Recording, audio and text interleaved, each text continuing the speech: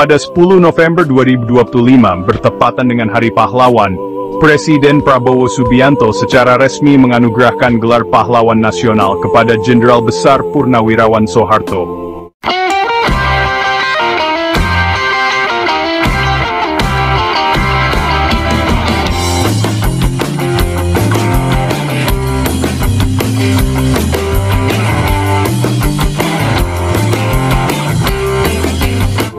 Keputusan ini langsung memicu perdebatan sengit bagi sebagian.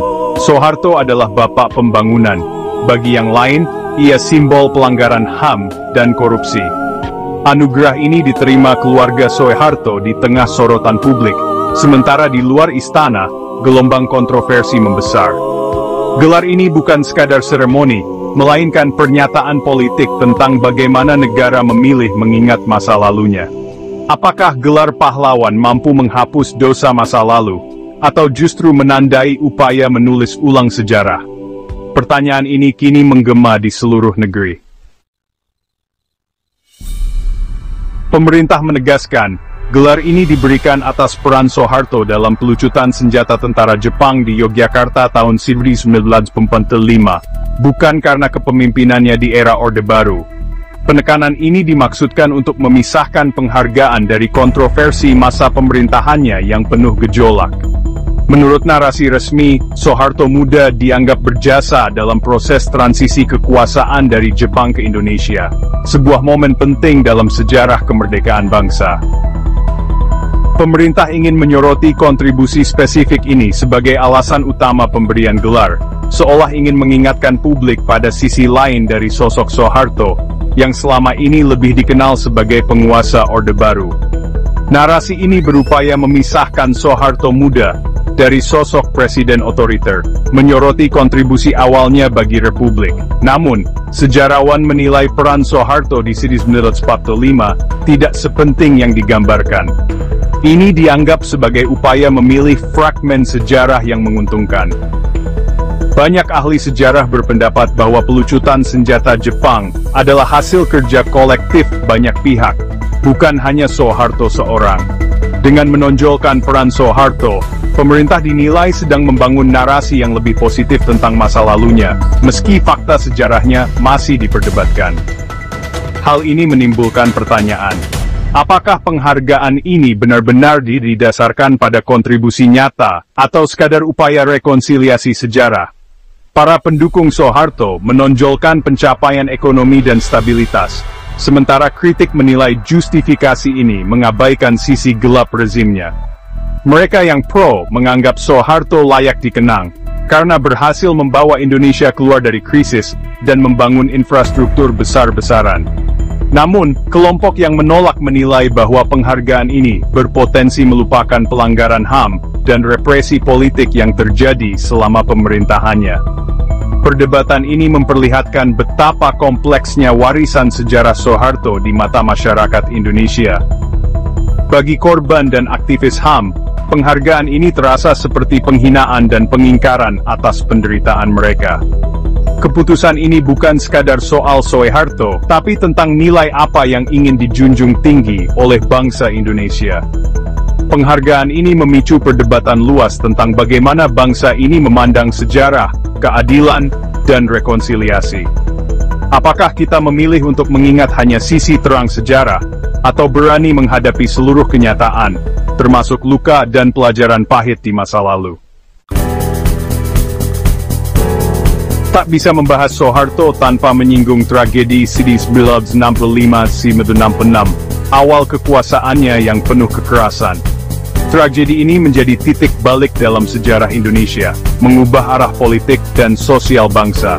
Setelah insiden GDGPUS, Soeharto menuding PKI sebagai dalang, dan memulai operasi penumpasan besar-besaran. Operasi ini tidak hanya menargetkan anggota PKI, tetapi juga simpatisan dan siapa saja yang dicurigai. Ratusan ribu hingga 1 juta orang tewas tanpa pengadilan, jutaan lainnya dipenjara dan distigma seumur hidup. Banyak keluarga yang kehilangan orang-orang tercinta tanpa tahu nasib mereka. Kekerasan ini menjadi fondasi Orde Baru, dengan sejarah versi rezim diajarkan di sekolah, dan suara korban dibungkam. Generasi muda diajarkan narasi yang memihak, mengaburkan kebenaran. Bagi penyintas, gelar pahlawan untuk Soeharto adalah luka baru yang menegaskan negara mengabaikan penderitaan mereka.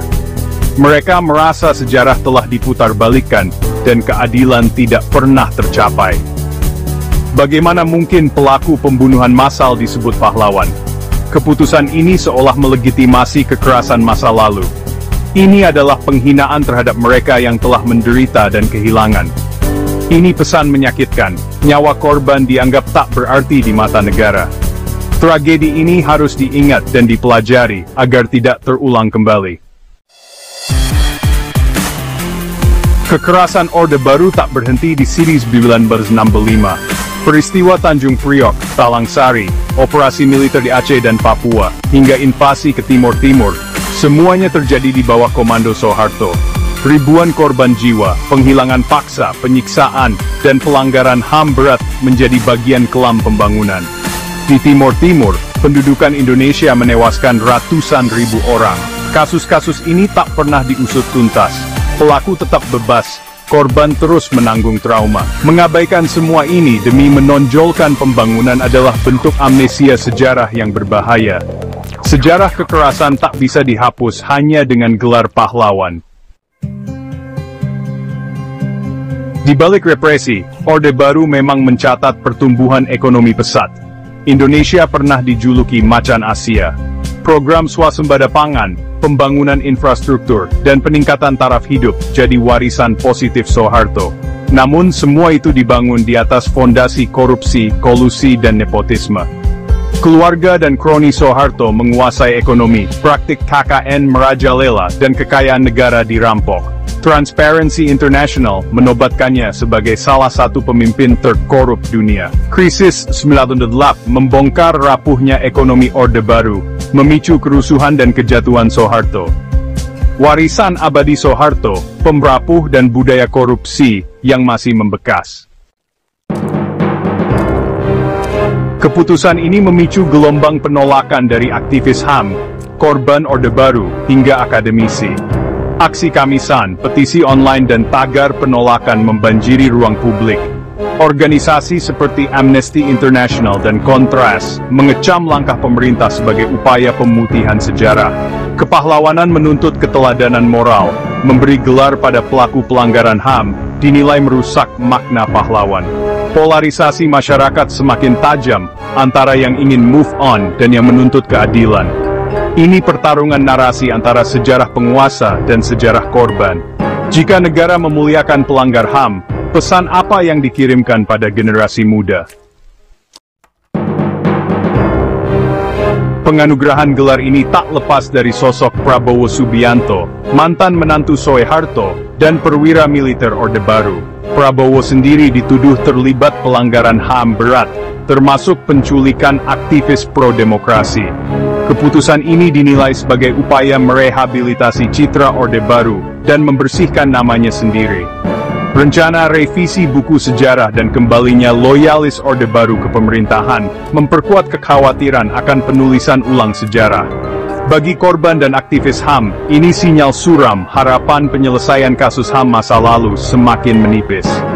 Bayang-bayang Orde Baru kini kembali menebal, mengancam nilai demokrasi dan HAM. Sebuah ironi besar terjadi ketika Soeharto, Gus Dur dan Marsinah dianugerahi gelar pahlawan di panggung yang sama. Ketiganya memiliki sejarah dan peran yang sangat berbeda dalam perjalanan bangsa ini. Namun kini nama mereka disandingkan, seolah-olah setara dalam jasa dan pengorbanan. Gus Dur dikenal sebagai pengkritik keras Orde Baru, seorang pejuang demokrasi yang tak gentar melawan ketidakadilan. Sementara Marsinah adalah martir buruh, simbol perlawanan terhadap penindasan, yang nyawanya direnggut di masa kekuasaan Soeharto. Menyandingkan nama mereka dengan Soeharto, yang selama puluhan tahun berkuasa dengan tangan besi dan meninggalkan jejak pelanggaran HAM, menciptakan paradoks yang sulit diterima. Ini bukan sekadar soal penghargaan, tapi juga soal luka sejarah dan memori kolektif bangsa yang belum sembuh. Bagi para pengagum Gus Dur dan Marsinah, keputusan ini terasa seperti merendahkan makna perjuangan mereka. Mereka yang selama ini melawan penindasan, kini harus menerima kenyataan bahwa pelaku dan korban diakui dalam satu panggung yang sama. Pemerintah tampak ingin meredam kritik dan kontroversi dengan strategi sapu jagat, memberikan gelar pahlawan kepada semua pihak. Namun langkah ini justru mengaburkan batas antara pelaku dan korban, seolah-olah sejarah bisa disederhanakan begitu saja. Sejarah bangsa seolah diratakan. Semua tokoh dianggap sama berjasa tanpa mempertimbangkan konteks, peran dan dampak nyata dari tindakan mereka. Generasi muda pun berisiko kehilangan pemahaman kritis tentang siapa yang benar-benar memperjuangkan keadilan. Inilah operasi penyederhanaan sejarah yang berbahaya. Jika kita abai, esensi perjuangan pahlawan sejati akan terkubur, dan bangsa ini kehilangan pelajaran penting tentang keberanian, keadilan, dan makna pengorbanan. Kontroversi ini mengingatkan kita sejarah bukan sekadar nama dan tanggal, tapi pelajaran bagi masa depan. Menutup-nutupi kejahatan masa lalu, hanya akan mengulang kesalahan yang sama. Bangsa yang besar berani menghadapi sejarahnya, sepahit apapun itu. Generasi muda harus diajarkan sejarah yang jujur, dari sudut pandang korban, agar tak tumbuh menjadi generasi amnesia. Kejujuran sejarah bukan untuk membuka luka lama, tapi untuk memastikan keadilan dan penyembuhan. Hanya dengan merawat ingatan, kita bisa menjaga masa depan demokrasi Indonesia. Sejarah telah memberi pelajaran mahal, jangan sampai kita gagal memetik hikmah.